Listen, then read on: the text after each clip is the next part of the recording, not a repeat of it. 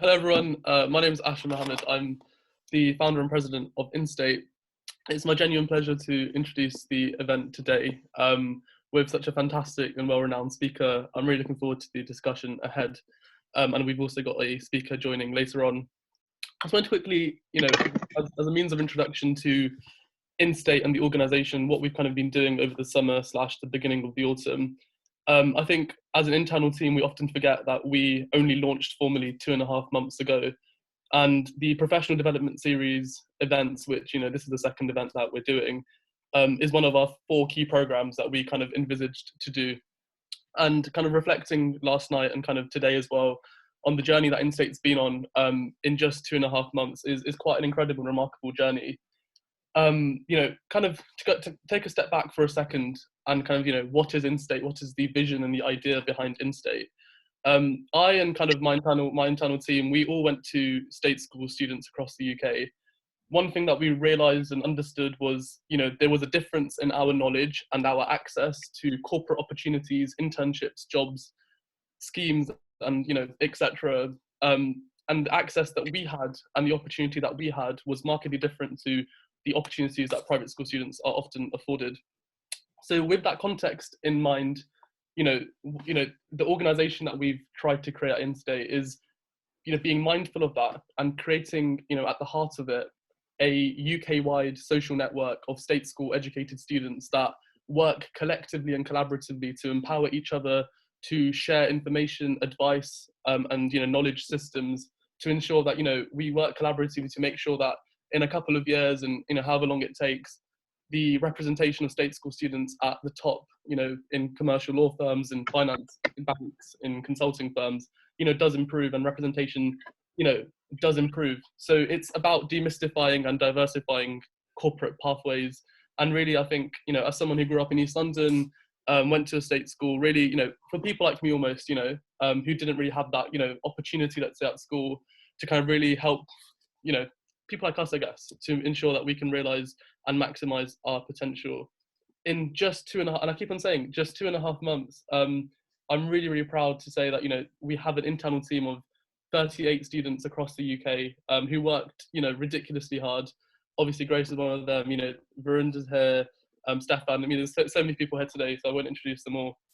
And, they've been working all summer in teams to deliver our 4 key programs, which are, just to kind of repeat them again, the website opportunities listing, the peer-to-peer mentoring program, the professional development series calendar, which is what we're doing here today. And I have, for some reason, forgot the 4 key program delivery. But anyway, so yeah, we have 22 campus ambassadors representing kind of, a lot of the United Kingdom. We had our inaugural induction for that yesterday. And kind of most importantly, perhaps, we're kind of going into the stage now where we're hopefully going to be incorporated as an official charity. So kind of that's what we've done in 2.5 months. And, for the future, I am really, really excited. I think there's a lot of potential here. I think we're united by a common vision. We've got a really hardworking team. And so kind of to close off, I know I've spoken for, a couple of minutes now. I would really, really encourage every single one of you to go away from today's event and, tell your friends, tell your social network that we exist, tell them to get involved in the conversation. We are, just as strong as our membership. And so we want, the most diverse and the most outstanding talent that exists amongst state school students. And we want them to join us and, see where we can mutually help each other. And so please do sign up as a member, continue to stay engaged with our events. And I really, really hope you enjoy today's event. And I will stop talking now. I'm looking forward to the rest of the event. Thank you, guys. Right, thank you, Asher, for that introduction. So we do have 2 panelists with this event. Sukhminder will be joining us halfway through the call at 12:30, but in the meantime, I will be having a lovely chat with Paul, who is our first panelist of the evening. Paul, if you could just introduce yourself, give us a bit of a background about where you've been working, and I guess it'll be nice to know why you decided to choose investment banking as your career of choice. Hi, everybody. I was chatting earlier. I'm 58 now. I retired a bit sooner than some other careers. So I grew up in Manchester, in South Manchester, in a place called Stockport. And then I moved to London with my family when I was about 14.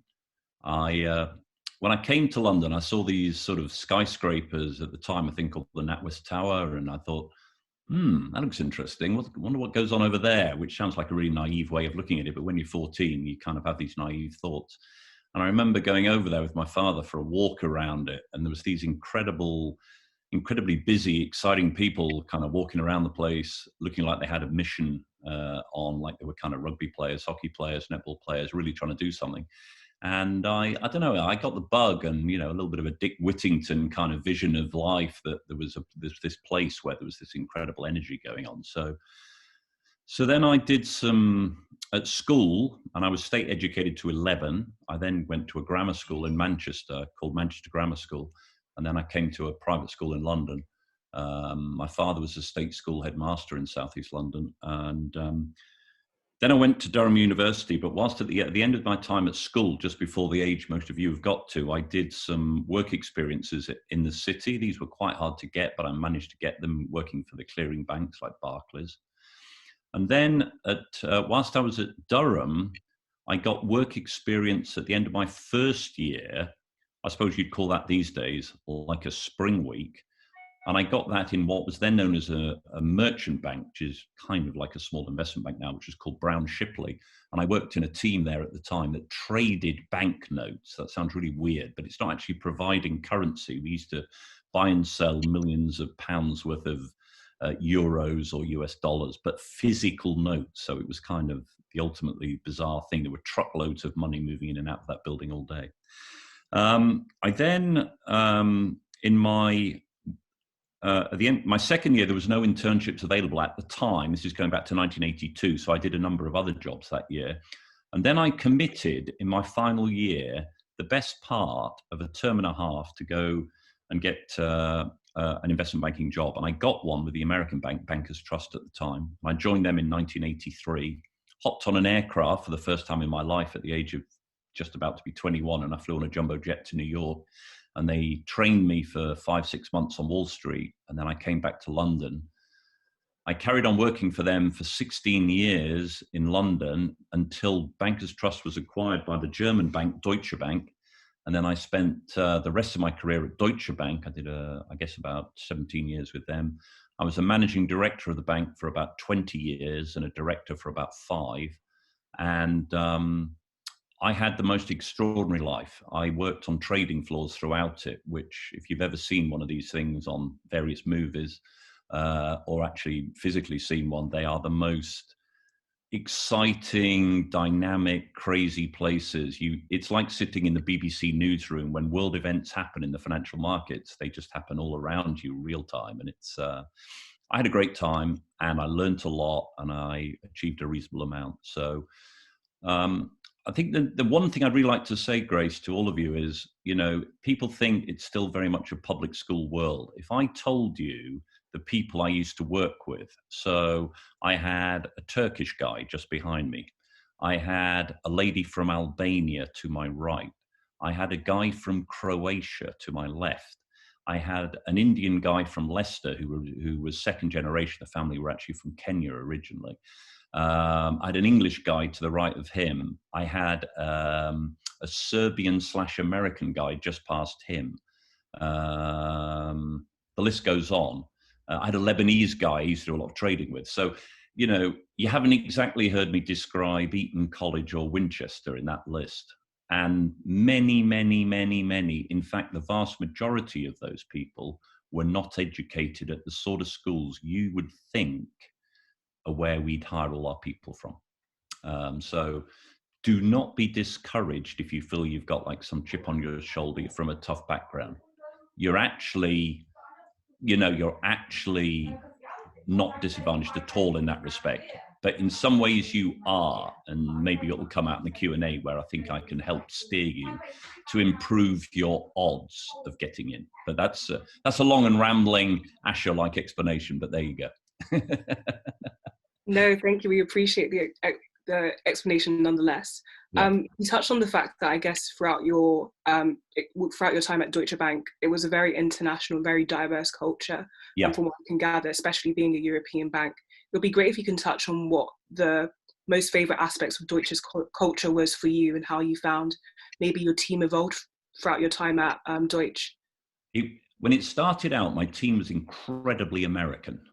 And Americans are great fun. I don't know how many of them you've got on campus, but they're always the live wires. They tend to be more positive. And being Brits, we tend to be, not always, but we tend to be a bit more negative, a bit more defensive. Americans are like, hi, how are you? What a terrific day it is. It's awesome, and it gives you that energy and buzz, which really wakes you up in the morning, which, given I used to start work at sometime between 5:45 and 6:30 in the morning, it's kind of important that someone gives you some energy in the morning other than black coffee and tea and whatever else your choice of drink is.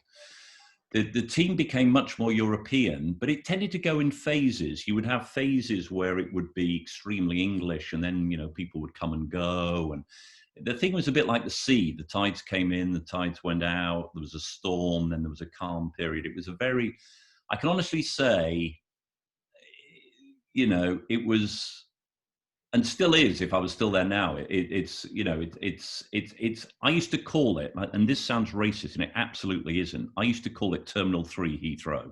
It's like if you walked through a big airport, that's what it felt like where I worked. And it didn't matter if you were tall, short, fat, wide, black, Indian, Bengali, whatever. Didn't matter. If you were the right person for the job, you got the job. That was it, end of. There was no discussion. And if people didn't have the right work permit, we could always get the right work permits for them. So we just wanted the best people we could find to do the job. End of discussion, which, frankly, given what you're trying to do with this group, should encourage you. And speaking of doing the job, I guess it would be great if you could tell us a bit more about what your role actually entailed, what your team specialized in. Okay, that's easy. I was a salesman all my life. Some people think, oh my God, you're a salesman. That's disgusting. That's tacky, right? No. The city, I would say a good third of the people who work in financial services in the city, they may call themselves all sorts of fancy titles, but they're basically salespeople. And it doesn't matter if they're male or female or whatever, right? They're salespeople. And so I led the team at Deutsche Bank for the best part of 20 odd years, which was responsible for selling all the loans, the big commercial loans we made to organizations. To give you an idea of the sorts of things we did, I'm sure you've all used Boots the Chemist at some point in your lives. So Boots used to be a listed company on the London Stock Exchange, and I suppose about 13 years ago now, we financed that being removed from the UK Stock Exchange and being sold to what is known as private equity. We lent the company the best part of £13 billion in the form of various loans. And my job and my colleague's job was to end up holding £200 million of that loan. So we had to sell £12.8 billion worth of debt. And that took us the best part of 4 months of work. And it was quite the journey, but we got it done. And as part of that, just to pick on a deal like that, that was a highly confidential transaction. We were literally called into a meeting room at 5:45 one morning and presented with a thing that looked like something out of your university libraries, which was all the due diligence on the company, all sorts of information. We signed documents and we were told to read up on it on the day, and the following morning it was going to be announced. So you were part of the newspaper before it was in the newspaper. And it was, that's a very big deal. We did lots of small deals and medium deals, and but generally they were large corporate loans, and my job was to lead the team to make sure we sold these loans off to other financial organizations, pension funds, insurance companies, hedge funds, asset managers, whoever.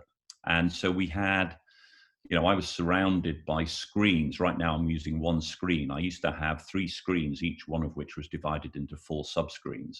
If I was a trader, I would have had 8 screens divided into 4 subscreens. So we were surrounded by technology, and we had ultra high speed lines. We had all sorts of private and public messaging systems we used, and we had real time information. So if something was announced of interest in the financial world, it would take maybe the BBC a minute to get it in front of your eyes. We'd know about it in like 2 seconds after it first got released to the newswires.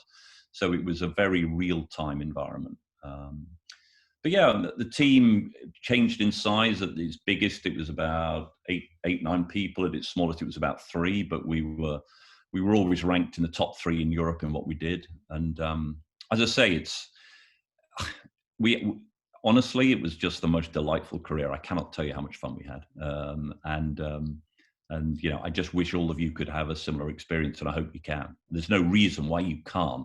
The only thing that will hold you back from getting that slot is you.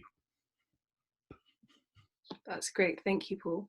And I guess it would be nice to know, did the work that you undertook as an analyst change a lot throughout your time all the way until MD level?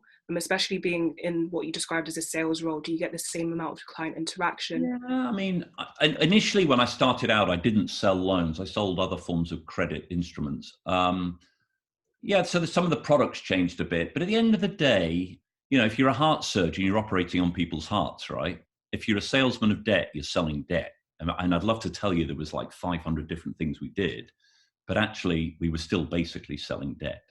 You know, you train as an airline pilot on a Boeing 747. What do? You fly 747s.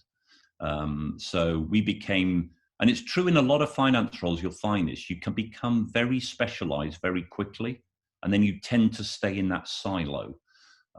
You can jump around, but it's not always as easy as you'd think, because people want you to be an expert when you jump. So I suppose I specialized into this field about 7 years into my career, and I worked for a total of just shy of 36 years. So I spent the best part of 29 years doing what I'm doing, and I ran the team for 20 years. So moving up the food chain into a more managerial role, frankly, just gave you more hassle and more headaches, and I guess a bit more money. So that was it, really. And on the topic of hassle, did you have any, or did you come across any particularly difficult clients or projects throughout your time at Deutsche, and how did you overcome those challenges that could have come with it? I had one client in Paris who will remain nameless for obvious reasons. This guy controlled bazillions of euros of money. He was an extremely powerful investor. No, it wasn't his money. He was managing it as a fund manager. This guy managed this entire portfolio on his own, and he was unbelievably stressed and unbelievably busy. So you'd ring him up and he'd say to you in his best French, just a tick. And he may not take your phone call after that for an hour. But if you hung up on him, the next time you rang him, he wouldn't talk to you, even if you had the most interesting thing to tell him. And he was an absolute son of a gun. But if you played this is what we learned as salespeople. You had to work out what yanked people's chain, and you had to behave in the way they wanted. And with that guy, you just had to have the patience of a saint. And if you did that and then had something interesting to tell him, you could make a lot of money for him and for you. But you could not get fed up and hop off the phone call, even for a millisecond, to take another call. Because if he clicked into that line and said, "Hi, Paul, how are you?" and you weren't there, and he just went, dead. We had other clients who were, you know, impossible to get hold of, just because they just were such busy people, but you needed to get time with them, and they were overwhelmed with the level of work they had, and you just had to find incredibly complicated, convoluted ways to get hold of them. So yeah, but you know, people are human, and some humans are nicer, as we know, and some humans are less pleasant, and there are plenty of people that you know yourselves who are horrible and who are bullies or God knows what, and there are plenty of people you know who are lovely people. Unfortunately, in the financial world, there are probably more bullies than there are lovely people, truthfully. So you have to be quite thick-skinned to deal with a lot of this hassle, and persistent. And I call it, in a way, rather like the animal, the chameleon. You have to be able to be yellow 1 minute to work with Fred, and then when Jennifer is coming on, you need to be green. And then when it's Jonathan, you need to be acting like you're kind of pink. And, you know, you just work, you have to make yourself seem like the individual. You try and morph into them when you're talking with them. In other words, you try and be empathetic to them, at which point they'll like you a bit more, hopefully, and therefore do more business with you. That's the theory. It doesn't always work, but that's the theory. And it's some great theory, so I hope that everyone's taking notes. So you did mention that you do have 20 years worth of experience in investment banking, which is pretty incredible considering 35, how much. I've got 35 years of experience in investment banking. 35. It was, you know, so 35, excuse me. So, which is pretty, I guess, really noteworthy considering how much we hear that investment banking is quite cutthroat, is quite a difficult career to, Right. I guess, last in. What advice do you have about, I guess, encouraging longevity in your career? And I guess it would be nice to hear what made you stay for that longer period of time as well. Right. Okay. So I just told the chameleon story, and that story is very relevant to careers. So I have children who are slightly older than all of you, I suspect. They're kind of 26 and 28. And the advice I gave my children is be in your career like a chameleon. Or if you won't do that, you'll have to jump around between different types of career or different types of company. So the reality is, if you want to go and work for Goldman Sachs, the preeminent investment bank, that will be a certain style of job.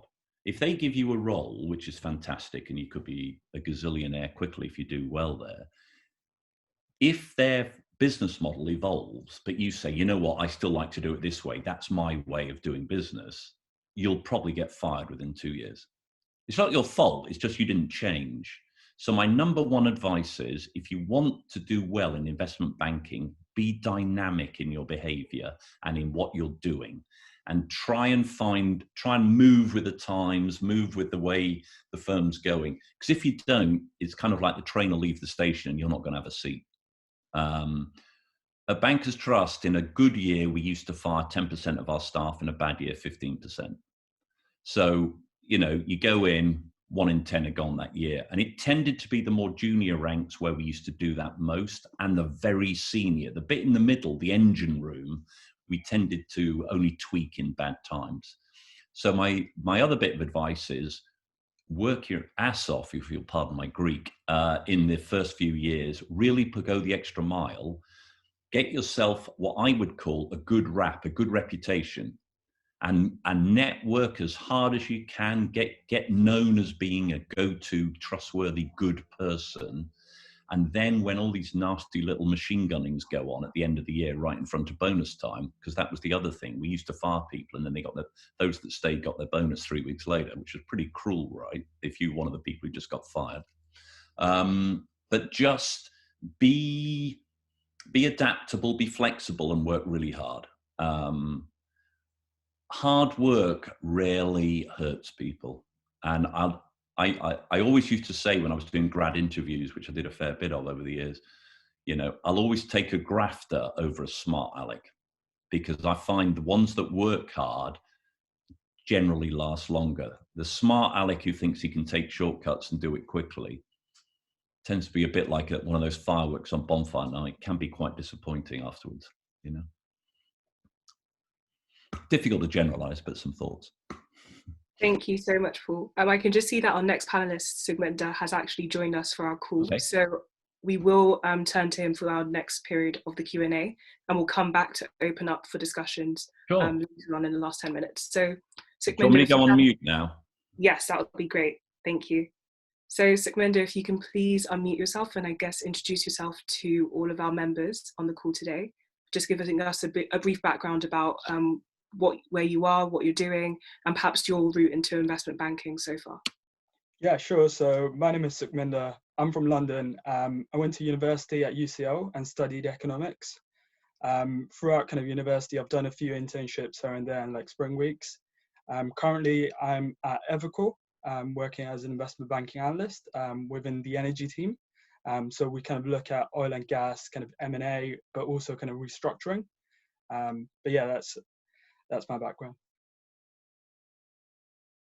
Thank you. You did mention that you had the opportunity to take part in various spring weeks and internships before starting at Evercore. It would be great if you could, I guess, touch on, I guess, what those spring weeks entailed, whether or not they were in the same division, and perhaps what motivated you to go into investment banking more broadly. Yeah, sure. So I came from a background where my parents didn't go to university or didn't have like a finance background. So I didn't really know, what I wanted to do. So it was only through kind of insight days at school. We had one time going to the bank. So I started kind of looking into careers So when I got to university, there was like all these kind of different finance societies, but also kind of career societies that were always on campus, you know, giving you free food and everything. So obviously caught me in and lured me and made me kind of want to find out whether this is something that I want to do.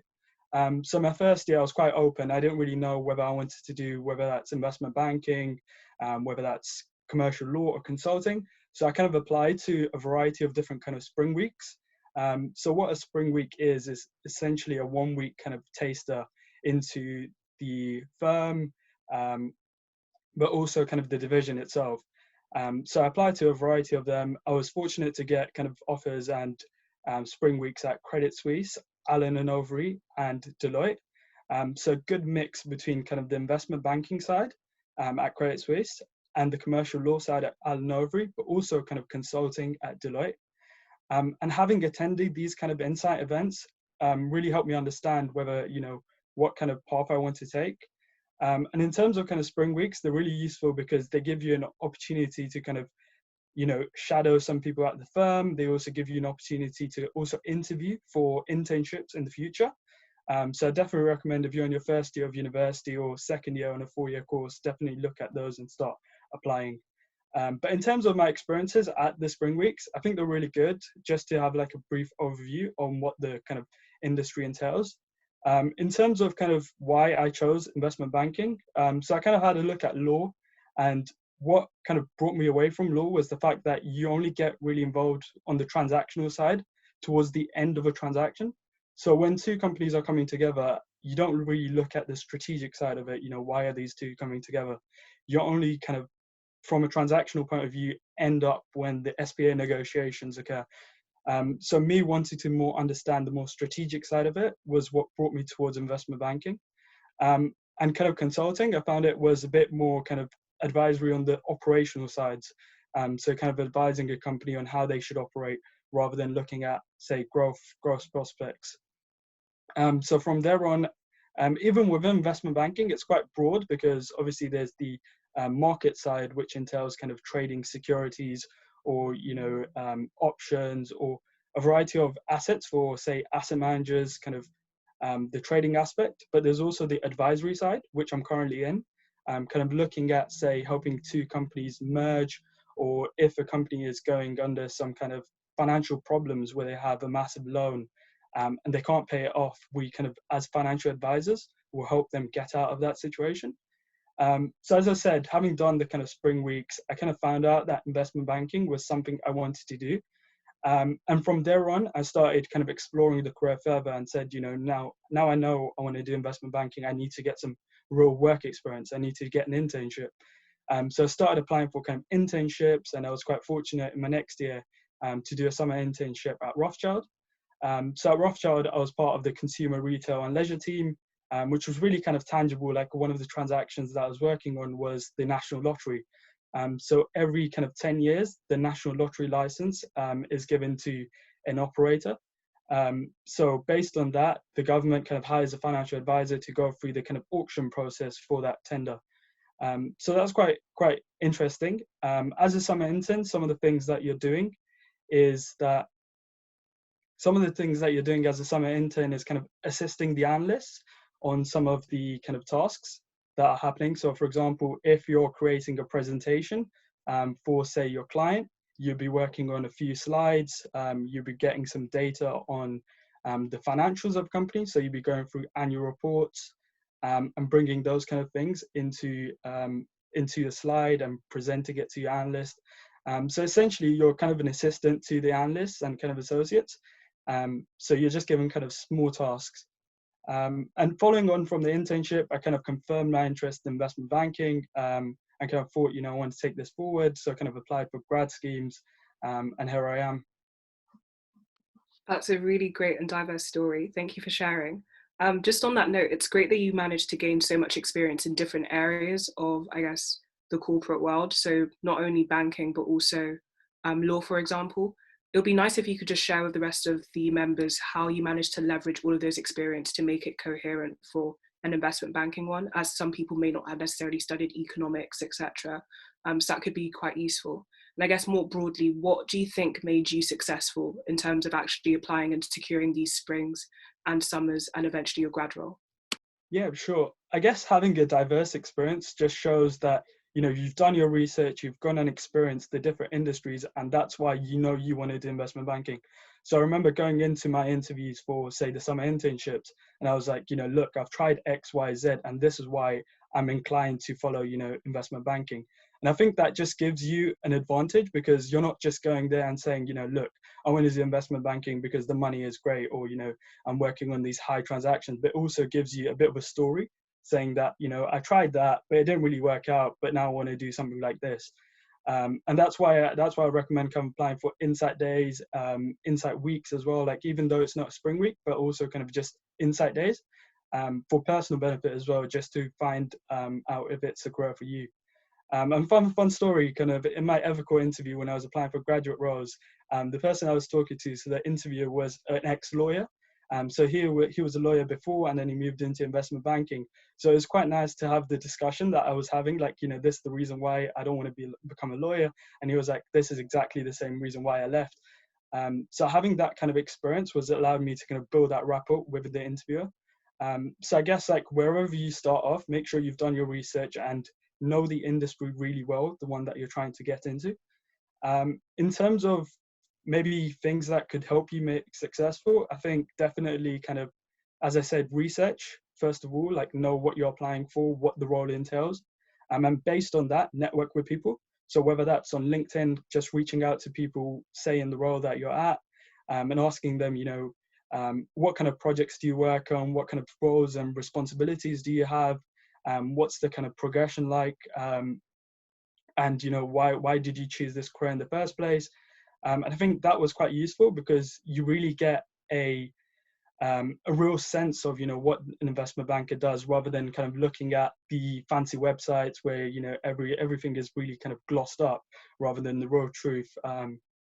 So I think network, really talk to people, and find out whether this is the career that you want to kind of experiment or try into.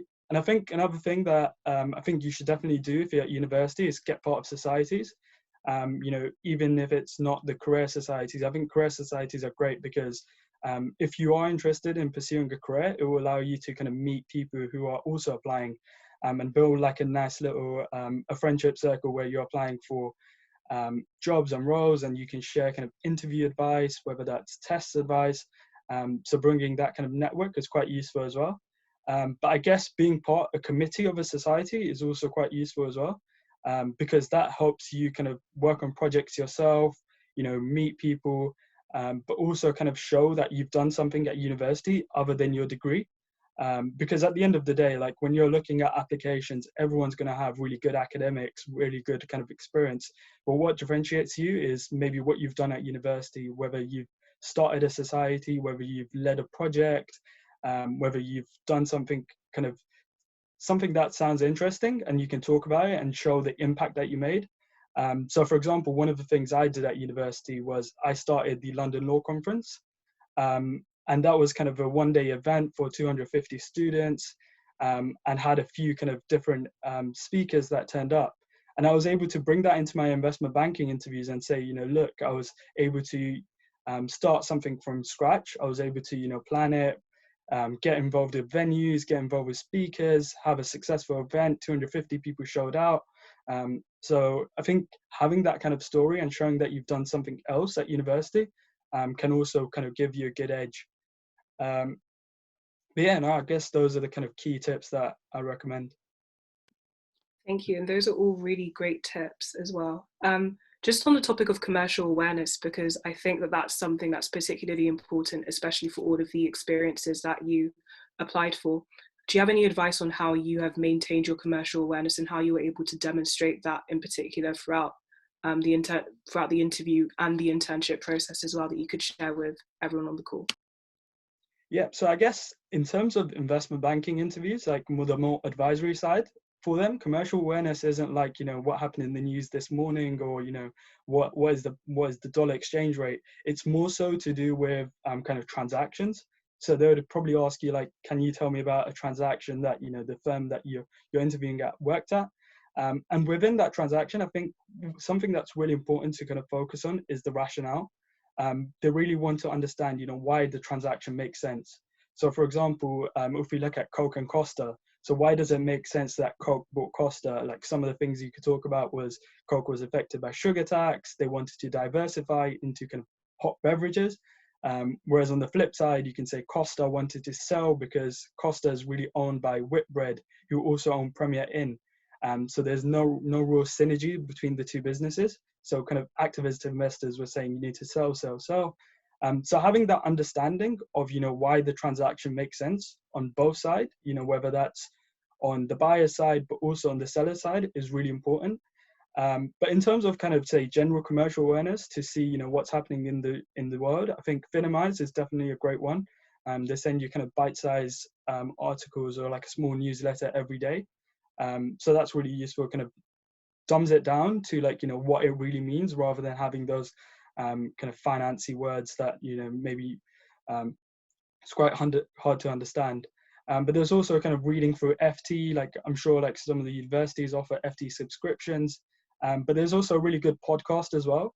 It's called the FT News Briefing. So every day in the morning, kind of just listening to that is quite nice to see what's happening in the financial world. So it's like 10 minute kind of podcast in the morning. It's all around at 6 o'clock. So you can find it on Spotify if you want. So those are kind of good ways to kind of build your commercial awareness. And I guess just attending events as well. So like, speaker events, like sometimes there's conferences, there's kind of presentations that you can kind of see online to kind of build your commercial awareness, I guess. Thank you. And just on the topic of events, this is going to be the first of many in-state events as well. So everyone else on the call can expect loads more events looking into different divisions and areas of finance that could obviously help build your understanding of the industry and your commercial awareness more broadly. So definitely keep an eye out for that. I guess more broadly, would you have any advice for, I guess, people, I don't know if you've had the opportunity to review any applications yourself, but is there anything that perhaps distinguishes a successful applicant from someone who perhaps isn't successful, or what makes someone stand out in the interview process? And I'm not sure if Paul could perhaps chime in on this, since he might have some experience to share doing past interviews and reviewing applications as well. You want me to say? Yeah. Sorry, say that again to me. I slightly missed that. What did you say? Sorry, so I just asked, is there anything that distinguishes an applicant, a successful applicant, from someone who's not successful, Okay. and what makes an applicant stand out in particular during the application process? To be quite honest, if you listen to anything I'm about to say today, listen to this. So the most important thing you must do is think of yourself as a salesperson. You are selling yourself to whoever's sat in front of you, who you'll never have met before or unlikely to have met before. So you walk in the room, first impressions matter. Look them in the eye, shake them by the hand, don't crush their hand like some American footballers do, and say, thank you for seeing me, I'm so-and-so, and sit down, right? Be very strong on eye contact, but not so much that you look almost like autistically trying to stare them. Communicate well, and I'd really, really, really recommend that you practice interviews by kind of answer interview questions into your iPhone, recording it, and play the tape back and see whether you're convinced or not with the answer to the question. You can try doing it with your buddies as well, but that kind of clogs everyone's life up. You can just do it, in your own time. Try and be unique. There are thousands and thousands of people applying for this thing, but that uniqueness needs to be genuine. Sukhminder was just talking about that, try and stand out, and I think that's spot on. You've somehow got to sit them between the eyes, hit them between the eyes, and convince them that you're that one person that day they really want to get through to the second round or the final round or whatever, right? Now, because of COVID, those applying this year, most of this is going to happen in this sort of environment, over the computer, over the phone.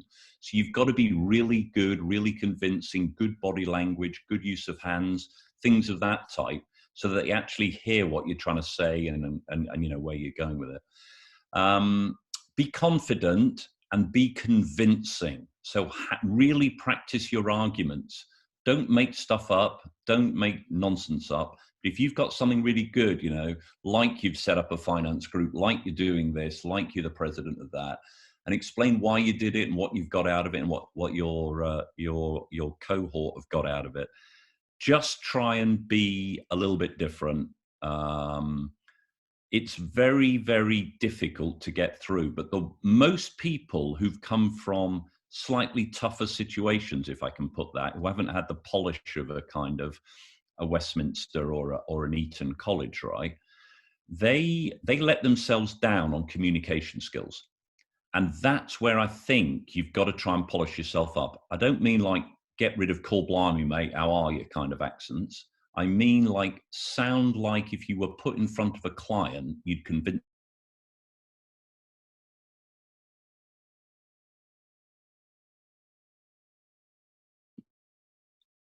I think Paul's connection may have cut out just slightly. Is the way forward. Yeah, I hope that's okay. But that's what I would do. I would really, really, really focus on communication skills and convincing people.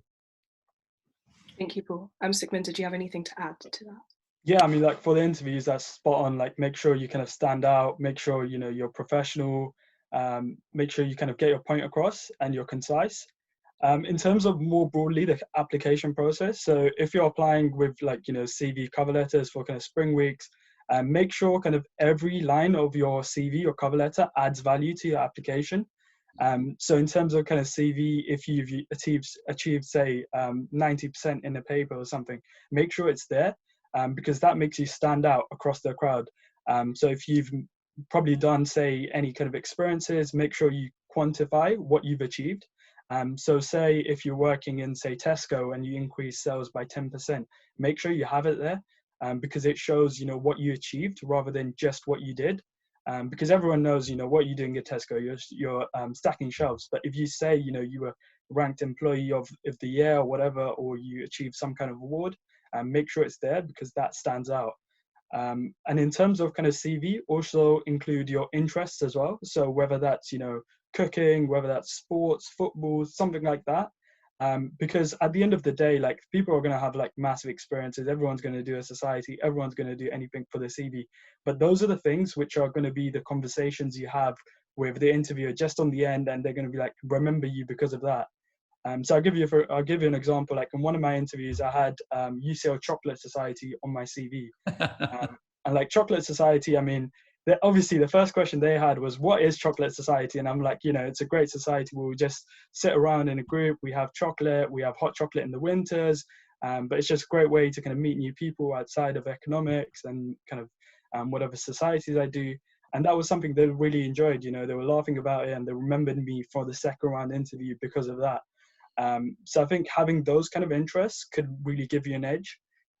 In terms of cover letter, I think you probably see some online or kind of examples, but I guess the key things that you need to hammer home within your cover letters are kind of why the bank or why the firm. Really look at what about the firm kind of interests you, whether that's a transaction they did, whether that's the program, whether it's a rotational program. And the second paragraph should be more about why investment banking or why the division that you're applying for. And really show you've done your research, so you started your journey from here, and this is how you built it on, whether you did the kind of insight programs, and this is the thing that really interests you.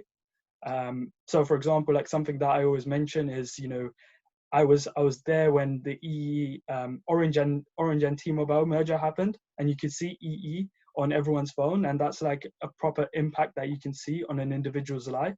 And having been part of those kind of tangible impacts was something that interested me. So that's something that I talked about, try to make it a bit more personable than just saying, I want to be part of a market moving environment or all of those kind of buzzwords that you see on the internet. And the last paragraph to have is why you.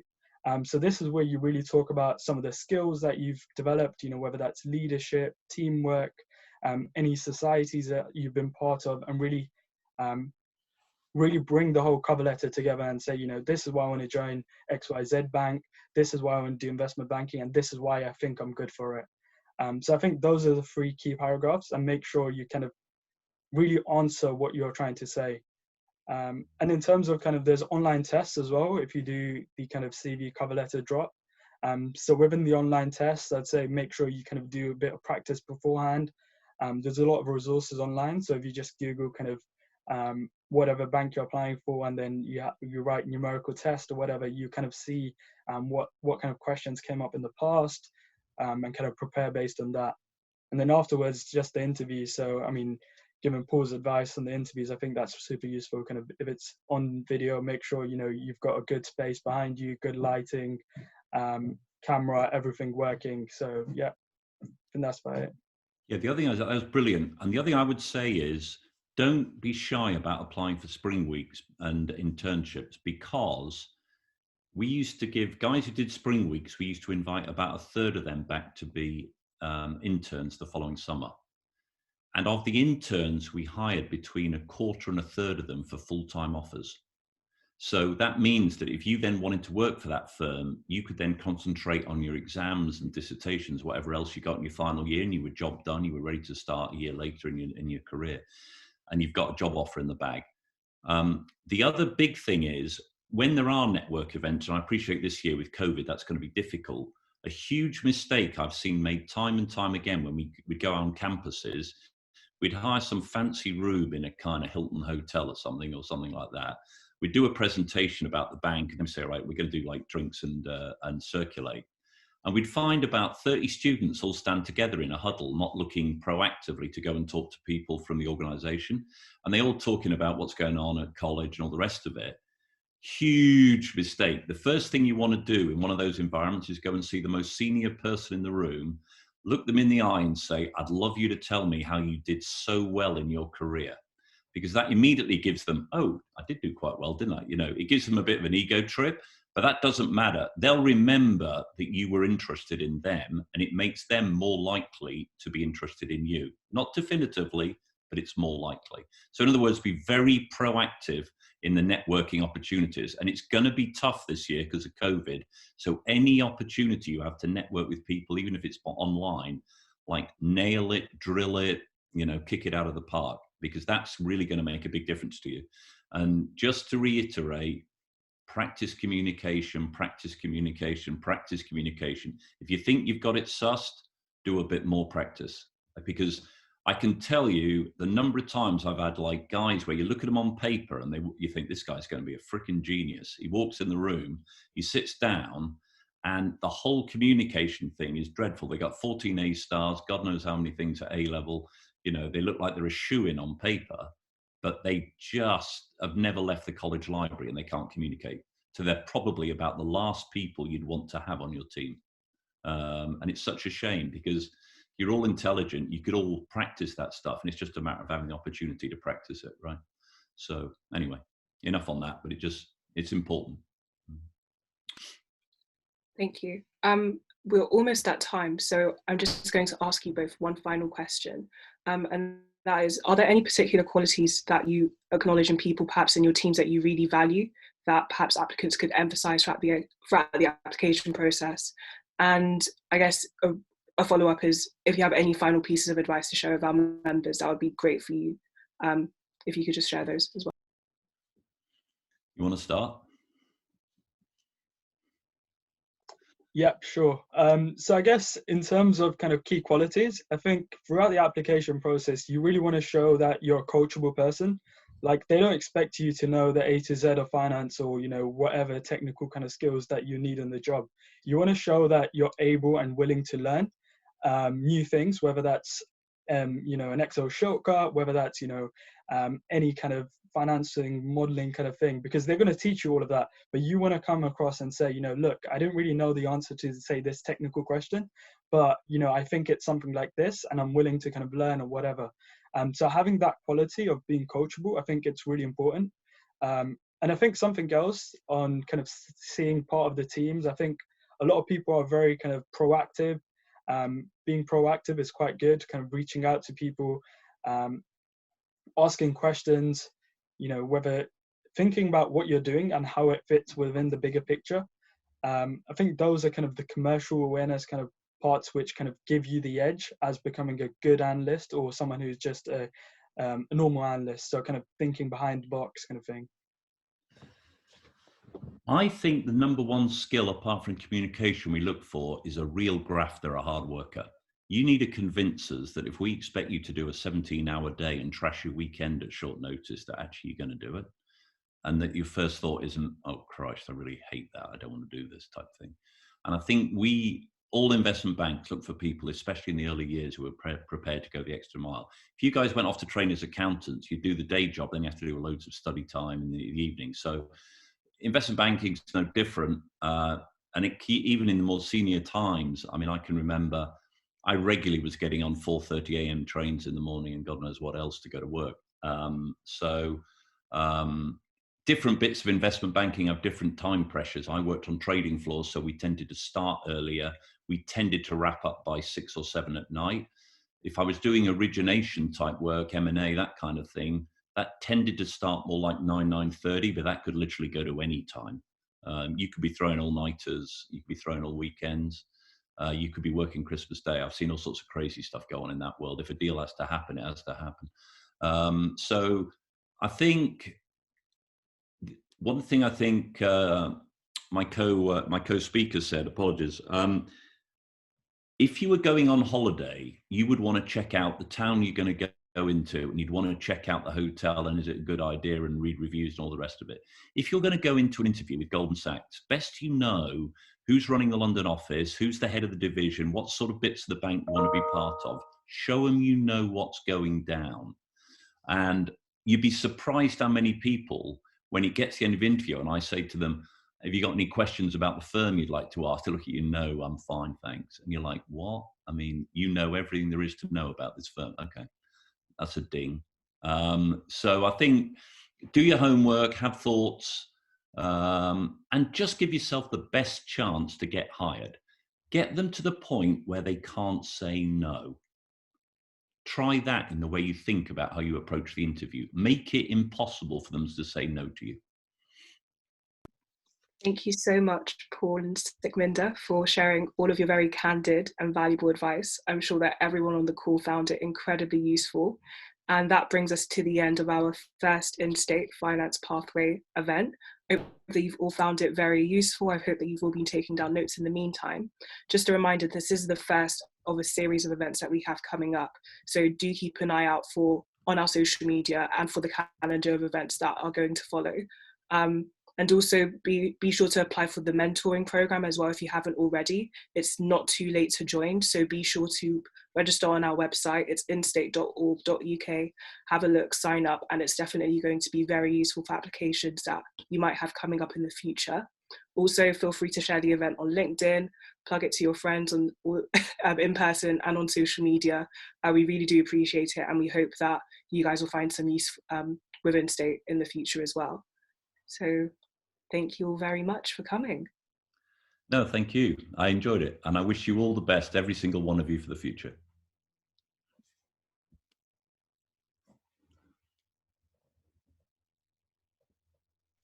Thank you.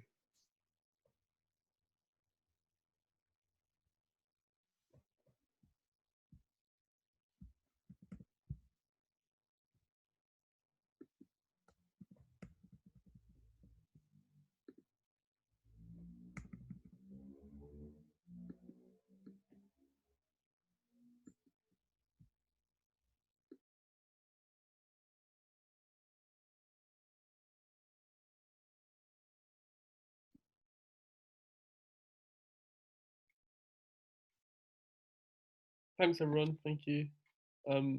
Stefan, do you want to... Where's Stefan? Is he still here? Yeah, should I end the meeting?